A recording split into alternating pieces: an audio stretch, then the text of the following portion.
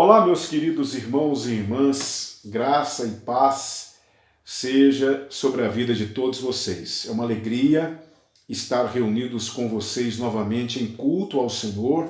Hoje é quarta-feira, é dia de culto ao nosso Deus e eu espero sinceramente que você esteja aí com a sua televisão ligada, com o seu celular, com o seu computador ligado nesse momento, em culto ao nosso Deus. Eu estou muito feliz por estar junto com vocês novamente e agradeço a Deus por estar nos proporcionando a oportunidade, através desse canal, de continuarmos louvando e aprendendo com a palavra de Deus. Hoje nós teremos o nosso 8º estudo acerca da vida do rei Davi, num total de 10 estudos. Hoje nós estudaremos o 8º estudo, que se encontra aqui no capítulo 21 do 2º livro de Samuel. Nós leremos do versículo 15 ao versículo 22. Prepare aí a sua Bíblia, já deixe aberta no capítulo 21 do 2º livro de Samuel. E daqui a pouquinho, logo após o louvor, nós voltaremos para meditarmos na palavra de Deus. Mas antes de orarmos, eu gostaria de conversar sobre um assunto com vocês. Irmãos, irmãs, eu tenho recebido muitos áudios, mensagens no WhatsApp de irmãos e irmãs que estão, assim, desejosos de voltarem às reuniões presenciais. Todos nós sabemos que, por mais que a palavra, o culto possa acontecer de forma virtual, nada substitui o congregar, o estarmos juntos, nada substitui as nossas reuniões presenciais. Na verdade, nossas reuniões presenciais são e sempre serão insubstituíveis. Mas eu quero dizer para vocês que até esse exato momento não existe por parte da Prefeitura de Pará de Minas nenhum documento que autorize o abrir das igrejas, a abertura das igrejas. Não existe. Na verdade, nós estamos tomando conhecimento de algumas igrejas que estão se reunindo, mas se essas igrejas estão abertas para reuniões coletivas e presenciais, elas estão fazendo isso de forma ilegal. Porque não existe no decreto municipal nenhuma cláusula que legalize a abertura das igrejas. Por isso, queridos, não podemos agir de forma precipitada, de maneira imprudente e mais, não podemos nos levantar contra a autoridade nesse momento. Eu confesso para vocês que tem sido muito difícil ficar longe dos irmãos. Eu desejo, eu anseio, eu tenho orado para que Deus nos dê a oportunidade de voltar o quanto antes às nossas reuniões presenciais. Mas não podemos perder, irmãos, aquilo que fizemos até agora. Graças a Deus, nenhum irmão da igreja contraiu o coronavírus. Eu não tenho tido notícia de ninguém da igreja que esteja infectado por esse vírus. Eu recebi notícia de irmãos que estiveram enfermos com dengue, com resfriados, mas nenhum irmão, pelo menos não chegou para mim, nenhuma notícia de que alguém da igreja contraíra o vírus. E isso é motivo de louvor e adoração ao Senhor. Isso significa que os irmãos estão obedecendo às prescrições, implementadas pela prefeitura, estão obedecendo às questões sanitárias, às questões de higiene, a questão do isolamento social, principalmente nossos irmãos que estão em grupos de risco.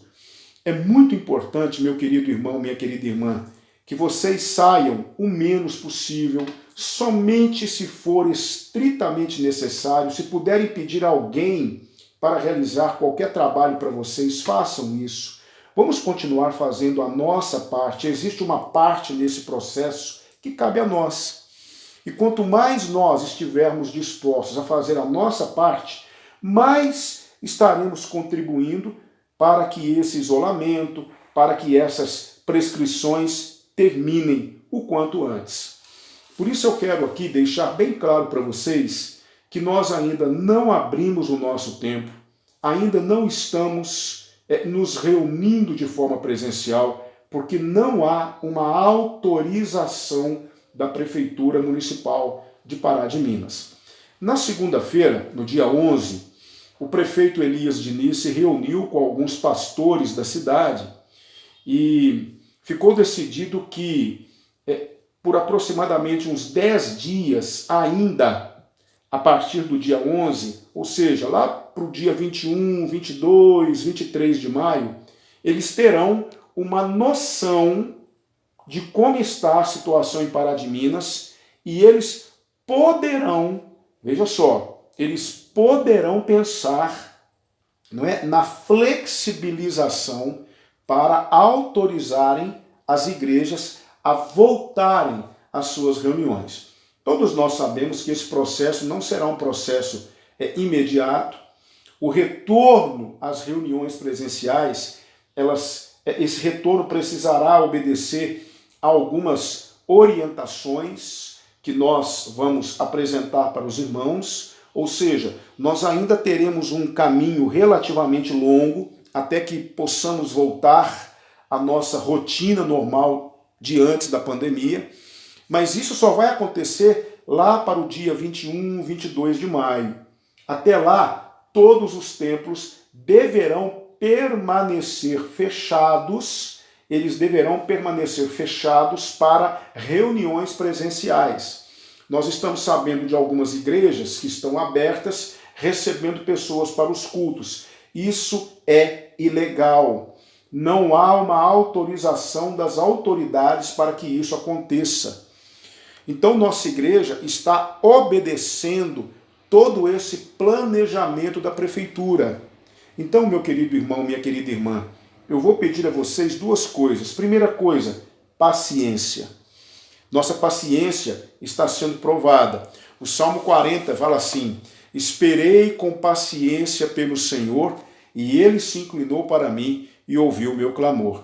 Agora é hora de todos nós termos paciência e prudência. Não podemos perder o que fizemos até agora por um afobamento, por uma precipitação. Essa é a primeira coisa que eu peço para vocês.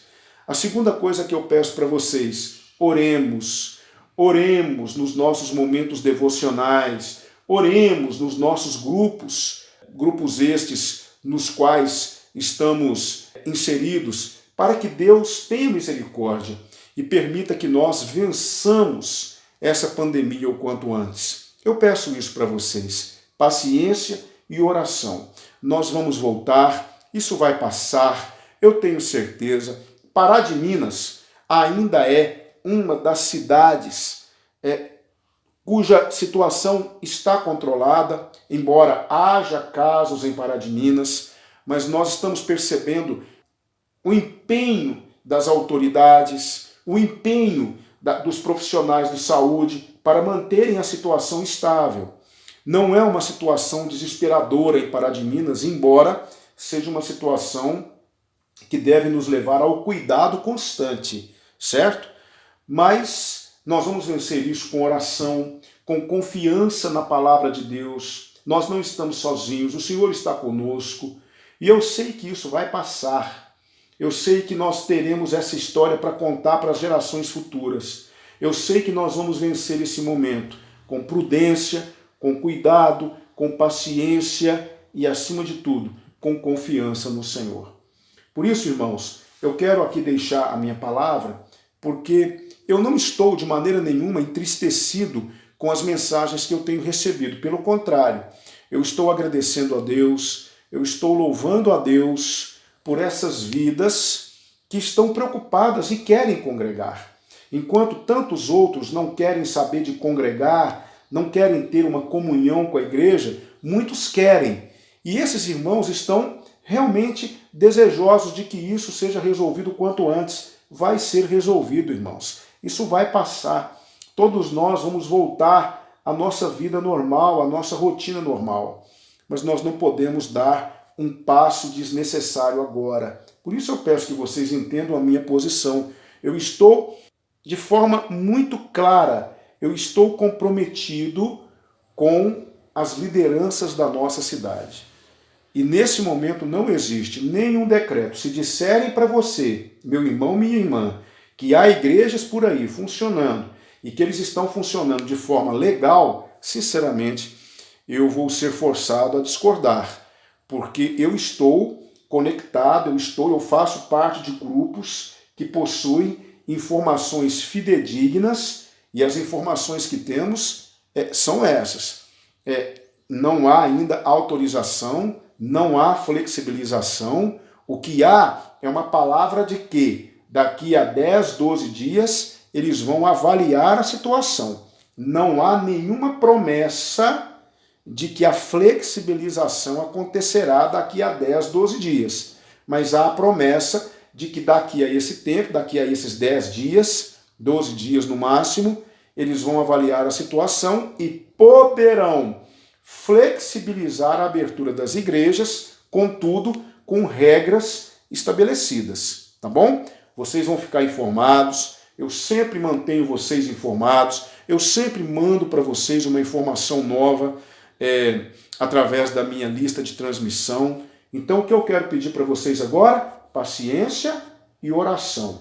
Nós vamos chegar lá, se Deus quiser. Ok? Vamos orar? Pai, nós agradecemos pela oportunidade que temos de mais uma vez estudarmos a sua palavra. Pedimos que o Senhor fale conosco, assim como o Senhor falou nos outros 7 estudos acerca da vida do rei Davi. Que o Senhor fale conosco hoje também. Que o Senhor permita que nós entendamos, que nós compreendamos os princípios que estão presentes aqui, para que possamos colocar esses princípios em prática na nossa vida. Sê com o teu povo, dá-nos vitória, permita que vençamos essa pandemia, permita que consigamos vencer esse vírus. E, ó Senhor, nós te pedimos, o mais breve possível, que possamos estar reunidos de forma presencial, em louvor, em culto ao Senhor. Nós te pedimos que o Senhor traga paz, traga conforto para esses corações que almejam estar juntos novamente. Nós te louvamos por eles, mas pedimos que o Senhor nos apazigue para que possamos esperar o momento certo para tomarmos esta importante decisão. Eu louvo o teu nome, em nome de Jesus. Amém. Amém, queridos. Eu convido vocês agora para esse belíssimo louvor entoado pelo nosso Ministério de Música e daqui a pouquinho nós voltamos para estudarmos este capítulo e estes versículos que vão nos contar um pouco mais sobre as características deste homem segundo o coração de Deus, que foi o rei Davi. Daqui a pouquinho voltamos. Glória a Deus, pastor. Então vamos louvar e engrandecer o nome desse Deus, que é um Deus de milagres, é um Deus de compaixão e nos sustenta a todo momento.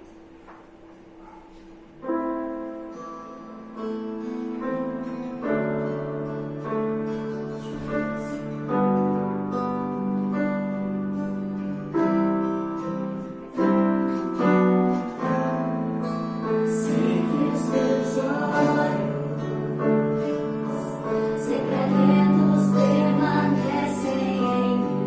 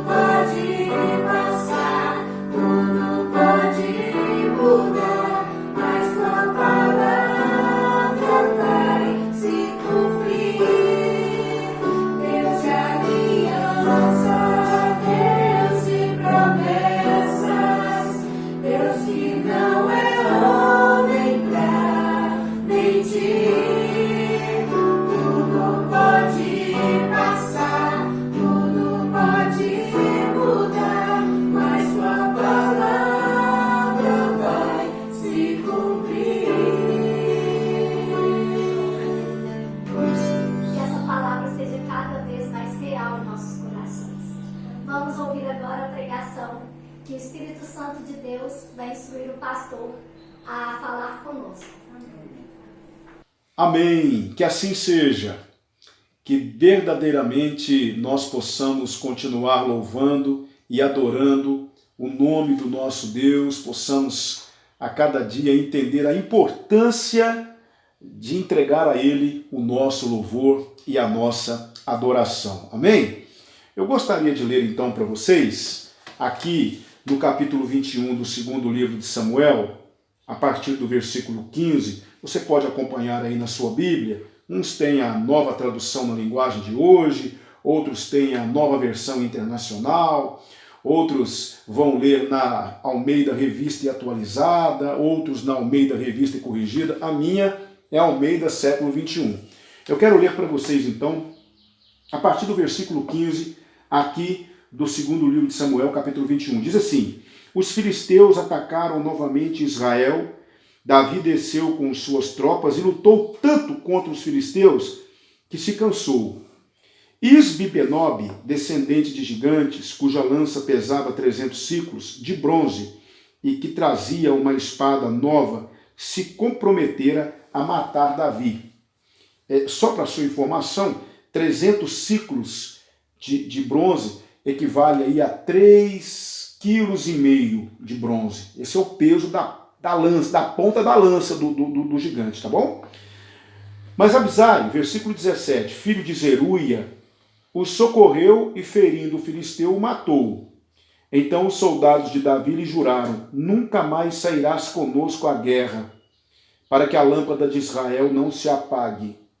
Depois disso, houve mais uma batalha contra os filisteus em Gobe. Então Sibecai, o Uzatita, matou Zaf, que era descendente de gigantes. Houve mais outra batalha contra os filisteus em Gobe, e Elanã, filho de Jaaré-Oregim, o belemita, matou Golias, o geteu, cuja lança tinha uma haste parecida com lançadeira de tecelão.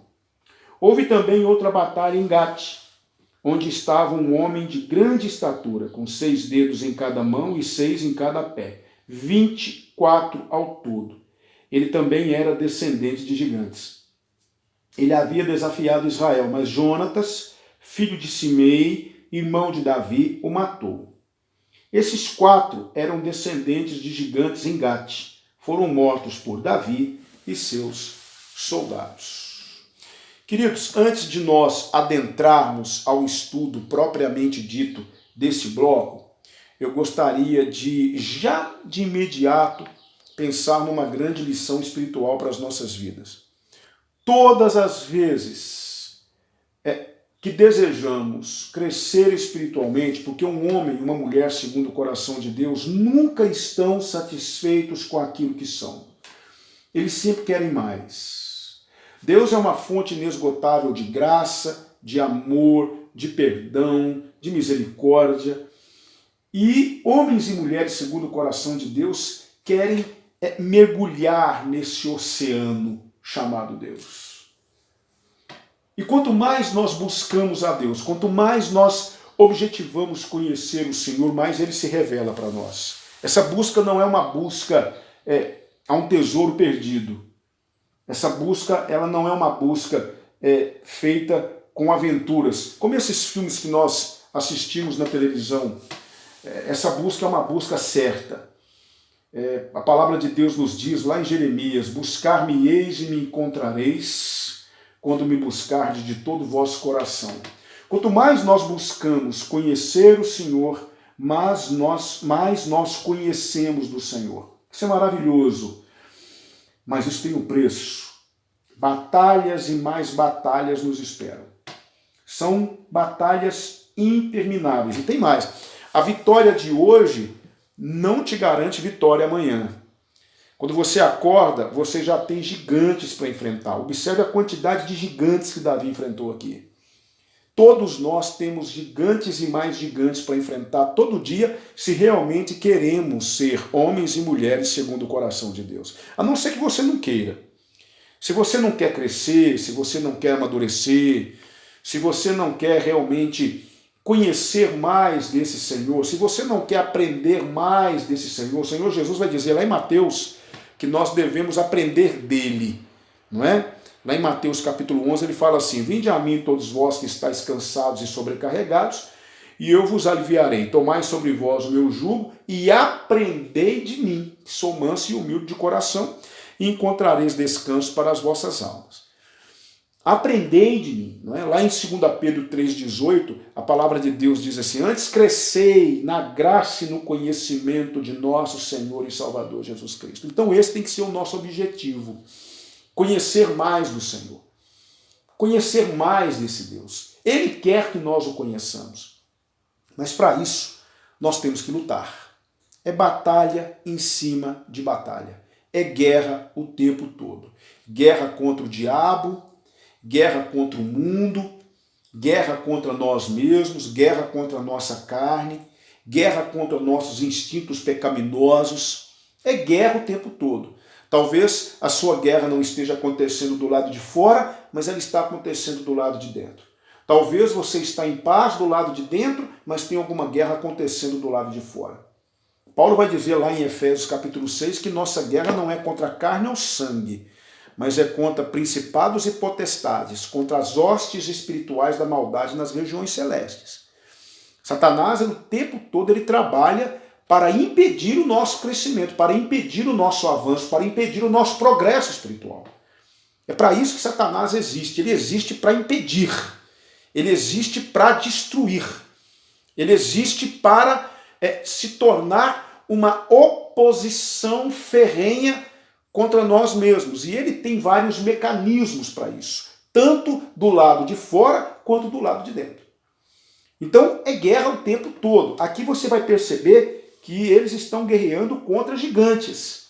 São gigantes, são inimigos ferozes que querem destruir você. Então, se você quer realmente ser um homem e uma mulher segundo o coração de Deus, prepare-se para a batalha. Agora, se você não quiser mais, se você estiver satisfeito com o que você tem, muito dificilmente você vai enfrentar algum tipo de oposição de Satanás.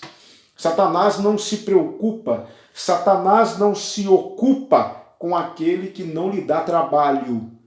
Satanás se levanta contra aquele que realmente se levanta contra ele. E nós nos levantamos contra Satanás todas as vezes que desejamos um pouco mais de Deus. Você desejou conhecer o Senhor um pouquinho mais amanhã? Pode se preparar que Satanás vai se levantar contra você de forma sutil, de forma velada ou de forma direta. Ele é traiçoeiro, ele é ardiloso. Então, eu quero aqui falar para você, nós estamos estudando o tempo todo, já por 7 estudos, nós tentamos entender um pouco de quem foi esse homem, Davi, e nós vimos nele características que nos desafiam. Nós somos desafiados o tempo todo. O tempo todo nós estamos diante de gigantes, nós estamos diante de intensos combates. E aqui não é diferente. É por isso que você está vendo aqui Davi com os seus soldados lutarem contra gigantes, contra esses inimigos que sempre estiveram no encalço de Israel, que foram os filisteus. Mas tem uma coisa aqui que me chamou a atenção logo de imediato aqui nesse texto. Eu gostaria de ler para você, primeiramente, para que você possa entender a minha linha de raciocínio, eu queria convidar vocês a retrocederem lá no capítulo 11 do segundo livro de Samuel. Nós vamos ler os versículos 1 e 2. 2 Samuel 11, 1 e 2, nós já lemos esse texto e nós já estudamos sobre isso, mas eu quero que você se atenha a isso aqui. Na época da primavera, no tempo em que os reis saem à guerra, Davi enviou Joabe com ele os seus servos e todo Israel, e eles destruíram os amonitas e sitiaram Rabá, mas Davi ficou em Jerusalém. Numa tarde, Davi se levantou de sua cama e foi passear no terraço do palácio real. Do terraço, ele viu uma mulher que tomava banho, ela era muito bonita. Certo? Então, veja só, no tempo em que os reis saem à guerra, o que Davi estava fazendo? Ele estava deitado na cama dele, muito provavelmente descansando, dormindo, os soldados no campo de batalha guerreando, e o rei, ocioso, no seu palácio real, se levantando da sua cama e passeando no palácio real, no terraço, quando ele vê Batseba. Nós já estudamos sobre isso, não vou trazer esse assunto à tona de novo. O que eu quero é que você preste atenção nisso. No tempo em que os reis saem à guerra. Onde é que estava Davi? Davi não estava na guerra com seu exército. Ele estava no terraço do palácio real, passeando, e de lá ele viu uma mulher se banhar. Agora venha, por favor, para o capítulo 21, aqui no versículo 15. Veja só. Os filisteus atacaram novamente Israel. Onde está Davi agora? Onde é que está Davi agora? Onde é? Davi desceu com as suas tropas e lutou tanto contra os filisteus que se cansou. Eu não posso deixar esse detalhe escapar. Onde é que está Davi no capítulo 11? Passeando no palácio, no terraço, e de lá ele estava ocioso, de lá ele vê uma mulher se banhar e ele comete uma das maiores atrocidades que um homem poderia cometer, ainda mais um homem da envergadura de Davi. Você conhece a história. Onde é que está Davi agora? Capítulo 21, versículo 15. Ele está com o seu exército na guerra. Que diferença, que coisa linda, que coisa maravilhosa. Não posso deixar de aprender com você algo muito importante aqui. E o que é, pastor? Sabe o que é? É a capacidade de Davi de aprender. Davi aprendeu. Davi aprendeu uma lição. Não há nada pior do que errarmos, cometermos nossos erros e não aprendermos com eles. Não há nada pior para o reino de Deus e para o evangelho, não há nada pior do que cometermos sempre os mesmos erros. Existe um ditado que diz, e eu parafraseei esse ditado e procurei dar a ele uma conotação mais evangélica, não é? Que diz assim: errar é humano, permanecer no erro é diabólico. Sabe, queridos, errar todos nós erramos. Sem querer justificar as nossas atitudes, mas todos nós somos passíveis de errar. Todos nós erramos. Erramos. Erramos em todas as esferas. Erramos em todos os momentos. Se existe uma escola na qual todos estão matriculados, é a vida. Errar é humano, todo mundo erra. O grande problema, e isso pode trazer um grande prejuízo para o evangelho, é permanecer nos mesmos erros. É repetir os mesmos erros. Eu não quero aqui julgar você, porque quem vai julgar você é Deus. Mas eu me atrevo a dizer o seguinte: tudo bem, erramos, mas tudo mal se permanecermos nos mesmos erros. Davi aprendeu a lição. Talvez se Davi estivesse no campo de batalha com seus soldados, lá no capítulo 11, ele não teria cometido o pecado que cometeu, o homicídio que cometeu. A vida de Davi poderia ter sido diferente. Não haveria na história de Davi essa mácula. É claro que Davi não era perfeito, mas aquele erro poderia ter sido evitado se Davi estivesse, como aqui, no versículo 15, com suas tropas. Mas não estava. Davi estava no lugar errado, na hora errada. E você se lembra o que eu disse para vocês: todas as vezes que você quiser almoçar fora, o diabo já tem um banquete preparado para você. Então tudo bem, Davi errou. Mas observe que Davi, ele aprende com o seu erro. Agora, onde é que está Davi? Está aqui, ó. Davi desceu com as suas tropas. Meu querido irmão, minha querida irmã, você tem aprendido com os seus erros? Será que nós temos realmente aprendido com os erros que cometemos? Será que nós estamos realmente com o nosso coração atento àquilo que fizemos no passado e principalmente vigilantes para que aqueles erros do passado não voltem à tona, não sejam cometidos novamente? Isso é o que se espera de um homem e uma mulher segundo o coração de Deus. Meu amado irmão, aprenda com os seus erros. Os erros podem ser excelentes professores quando nós estamos com o nosso coração aberto para isso. Vamos aprender com os nossos erros, com as nossas falhas. Vamos olhar para o nosso passado e investigar o nosso passado e, frente às situações que estamos para enfrentar, porque a vida é assim, a vida é um ciclo, e às vezes a vida nos coloca diante de uma situação semelhante àquela que já vivenciamos. Vamos aprender com isso? Vamos, se for preciso, eu não quero aqui de forma nenhuma exagerar, mas se vocês me permitem, existem pessoas que têm essa prática, né, de ter um diário, né? Existem pessoas que gostam de ter um diário e elas anotam mesmo no seu diário como foi o dia, né? A palavra diário vem daí, dia. Então, o que foi que aconteceu naquele dia, não é?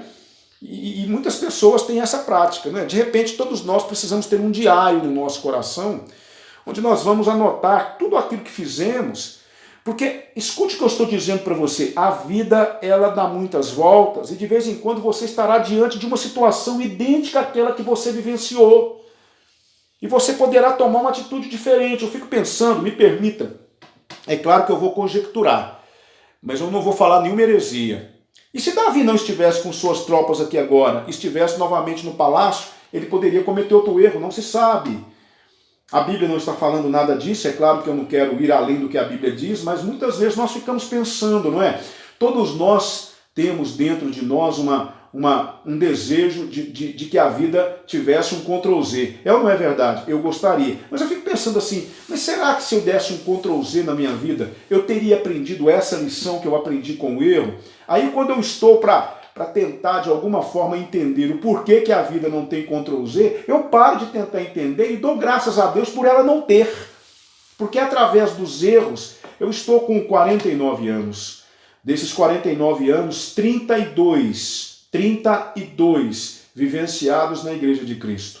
Confesso para vocês que, fazendo uma análise da minha vida, eu percebo que muitas decisões que eu tomei lá atrás poderiam ser diferentes.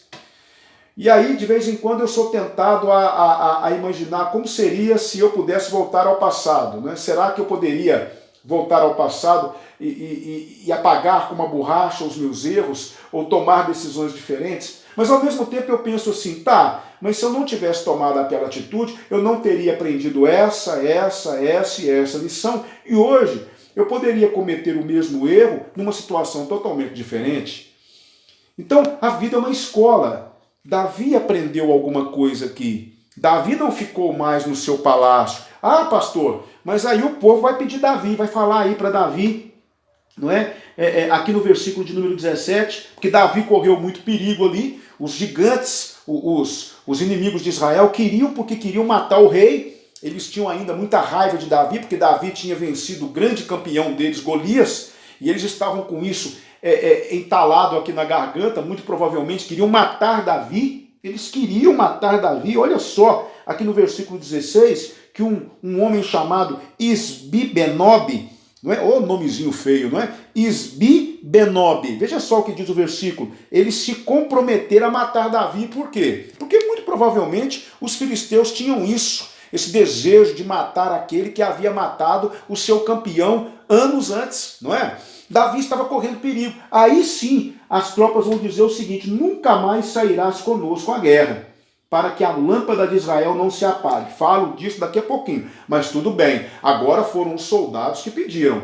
Agora não foi uma negligência de Davi. Eu não vou entrar no mérito da questão. O que eu quero dizer é que Davi aprendeu com o seu erro. Davi aprendeu a lição mais uma vez. Davi é aquele que não tinha dificuldade de analisar as coisas e sempre tirar uma lição daquilo. É o que nós precisamos fazer.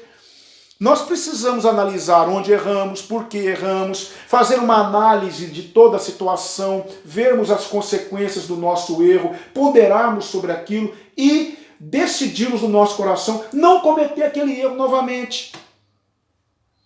Eu queria que nós aprendêssemos isso nessa noite, queridos. É muito importante, se nós realmente desejamos ser homens e mulheres de Deus, nós precisamos ter essa predisposição no nosso coração. Então, se vocês me permitem, eu vou agradecer a Deus pelos meus erros. Eu vou agradecer a Deus pelas minhas falhas. Talvez os meus erros e as minhas falhas tenham trazido consequências. Tudo bem, mas de certa forma eu vou agradecer porque esses erros me ensinaram alguma coisa.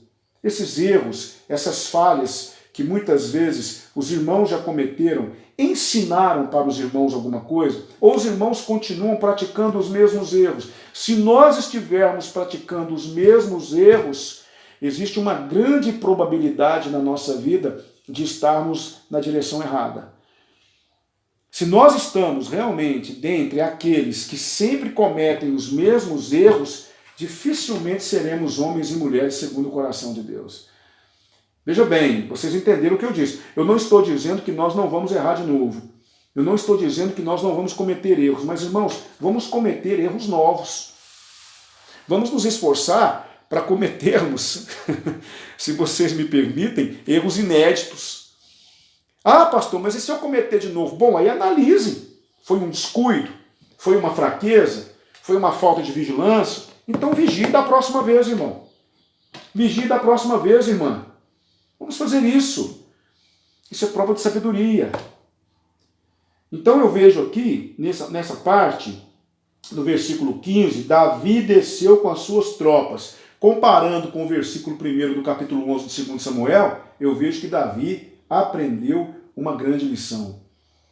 Nada de terraço, nada de mordomia, nada de dormir à tarde, nada de ficar espionando a vida alheia. Eu vou para a guerra. Lugar de crente é na guerra. Lugar de crente é enfrentando gigante. Lugar de crente é enfrentando leão todo dia. Se você quer ser um homem ou mulher segundo o coração de Deus, seu lugar não é na zona de conforto. Eu falei sobre isso domingo com você. Seu lugar é na guerra. Davi estava na guerra com suas tropas. E tem mais, ele não ficou sentado num cavalo vendo seus soldados guerrearem, não. Não, ele pegou sua espada e ele foi para o campo de batalha. E aqui diz, lutou tanto contra os filisteus que se cansou. A batalha foi intensa. A batalha foi intensa. Mas não é à toa que Davi era um homem segundo o coração de Deus. Então eu aprendo essa primeira lição. Vamos aprender.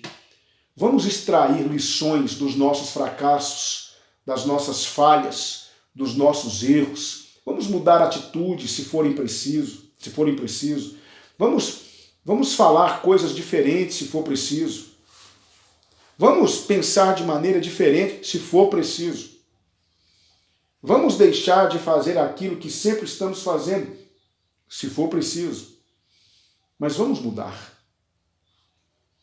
A segunda lição que eu aprendo aqui, meu querido irmão, é sobre a importância que Davi tinha para Israel. Davi era importante para Israel. Veja só o que os soldados vão dizer aqui no versículo 17. Nunca mais sairás conosco à guerra, para que a lâmpada de Israel não se apague. Ah, queridos irmãos, a palavra de Deus é maravilhosa, né? Porque a palavra de Deus sempre nos leva à reflexão e nos chama à responsabilidade. Sabe, queridos, eu fico pensando, uma vez eu presenciei uma conversa entre algumas pessoas e naquela situação uma pessoa falou assim, eu queria saber uma coisa, será que se minha igreja saísse de onde ela está, se de repente nossa igreja deixasse de estar presente aqui, será que os vizinhos iam sentir falta dela? Ou os vizinhos iam agradecer a Deus por aquela igreja ter sido tirada dali? E eu nunca mais esqueci isso. E eu sempre procurei aplicar isso à minha vida. Sem nenhum tipo de vaidade, sem nenhum tipo de pedantismo, sem nenhum tipo de vanglória. Eu fico pensando o seguinte, será que eu tenho sido uma lâmpada para as pessoas? Será que eu tenho sido necessário para as pessoas? Será que eu tenho sido necessário para a minha família? Eu estou falando isso para você e eu não vou de maneira nenhuma lançar a mão de um emocionalismo barato, porque a palavra de Deus fala de um rei que morreu sem deixar de si saudade. Está lá no segundo livro dos Reis, depois eu vou averiguar direito, me perdoe, agora eu não tenho o capítulo ao certo, mas lá fala de Jorão, o rei Jorão, que morreu sem deixar de si saudade. Imagine como era esse rei. A história conta, por exemplo, Herodes o Grande, era um homem tão terrível, um homem tão mau, um homem tão violento. Ele mandou matar a própria esposa dele, Mariâmine. Por ciúmes, ele mandou matar Mariâmine. Depois que ele matou Mariâmine, Mariâmine era o grande amor da vida de Herodes. A história conta que ele obrigou todos os funcionários da casa a chamar pelo nome dela, para que pudesse ter a impressão de que ela ainda estava viva, porque ele se arrependeu de tê-la assassinado. Mas depois, esse remorso passou e ele mandou matar os 2 filhos dele, Aristóbulo e Alexandre. E esse era Herodes, Aristóbulo e Alexandre. Ele mandou matar os 2 filhos dele, por ciúmes. E foi esse Herodes, que mandou matar as criancinhas de 2 anos para baixo, quando ele ficou sabendo que o rei dos judeus havia nascido. Por medo de perder o seu trono, ele mandou matar todas as criancinhas de 2 anos para baixo em Belém e nos seus arredores.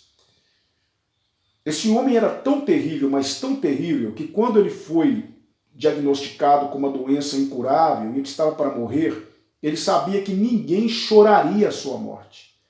Então ele mandou chamar todos os nobres, todas as pessoas ilustres, importantes em Israel, e ele deu a seguinte ordem para os seus soldados: assim que eles chegarem, vocês vão trancar as portas e vão matar todos eles, para que no dia da minha morte possa haver choro, porque ele sabia que ninguém choraria a sua morte.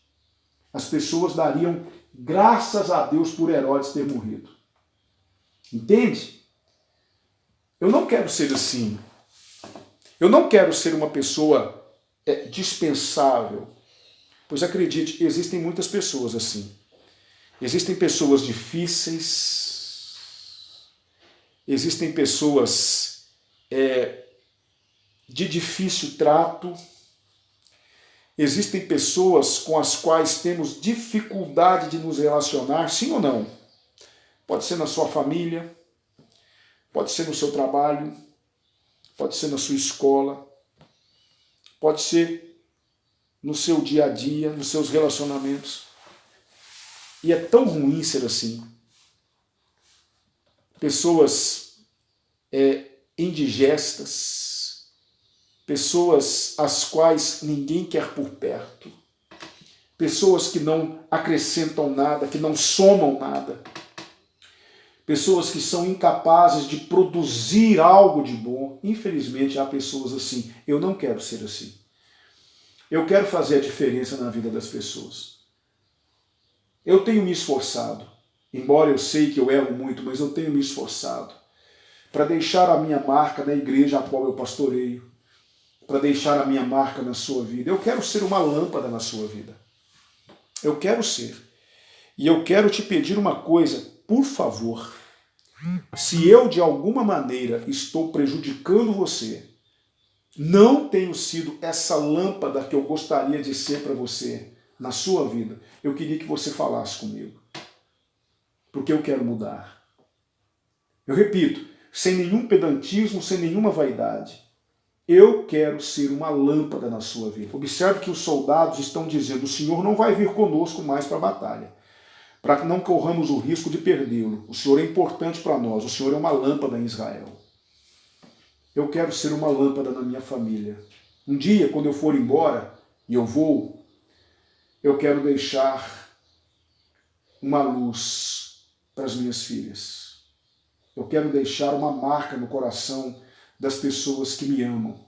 Eu quero ser lâmpada para as pessoas. O próprio Jesus disse que nós somos a luz do mundo. É assim que nós precisamos ser. É isso que nós precisamos ter como objetivo. Cuidado para você não estar sendo alguém que, ao invés de estar abençoando, está amaldiçoando. Ao invés de estar acrescentando, você está subtraindo. Vamos ser lâmpada na vida das pessoas. Homens e mulheres, segundo o coração de Deus, são lâmpadas para os outros. São importantes, são necessários, são bem-vindos. E eu oro para que eu seja assim. Eu oro. Certa vez eu ouvi um pastor Melchior Tavares, um homem de Deus, um homem que, eu confesso, eu admirei muito. Um grande pastor.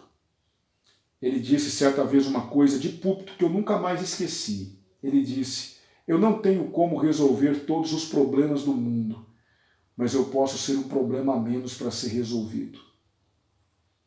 Eu não quero ser problema para as pessoas. Eu quero ser lâmpada. Eu quero ser importante. Eu quero ter valor para as pessoas. Eu reconheço a minha insignificância diante desse Deus tremendo que temos.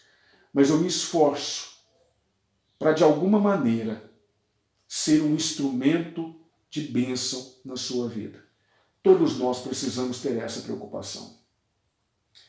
O desejo do meu coração é que nós tenhamos aprendido muito nessa noite. Que esse capítulo 21 de 2 Samuel tenha falado ao nosso coração. Vamos aprender com os nossos erros. Vamos olhar para trás e verificar onde podemos mudar para que aqueles erros não sejam mais cometidos. E vamos nos esforçar para sermos lâmpadas na vida das pessoas, para fazermos a diferença na vida das pessoas. Vamos orar? Pai, nós te louvamos, nós te adoramos, nós te glorificamos pela sua palavra que foi lida e exposta nessa noite. Que o Senhor seja glorificado, engrandecido e que verdadeiramente tudo contribua para a tua glória. Que o Senhor abençoe todos aqueles que estão agora cultuando o Senhor e que teu Espírito nos convença da necessidade de mudança para que possamos mudar aquilo que for necessário e assim crescermos no conhecimento do Senhor. Que a graça, a paz e a misericórdia do Senhor guarde cada coração nessa noite. É minha oração em nome de Jesus. Amém. Eu me despeço aqui fazendo um apelo para você, meu irmão, minha irmã. Vamos separar esses momentos para culto ao Senhor. Não vamos perder essa prática de cultuarmos ao Senhor na quarta, domingo de manhã, domingo à noite. Domingo agora nós estaremos em culto ao Senhor, eu quero te convidar, não deixe de passar os cultos infantis para seus filhos, estão sendo preparados para que eles também tenham acesso à palavra de Deus, e eu aguardo vocês no domingo. Amém? Também quero fazer um apelo para que vocês participem conosco do nosso culto de oração. Toda sexta-feira, pelo aplicativo Team Link, você pode baixá-lo no seu celular e participar conosco dos nossos cultos de oração, que tem sido bênção. Diferente, mas tem sido uma bênção, tá bom? Deus abençoe vocês. Até domingo, querendo Deus.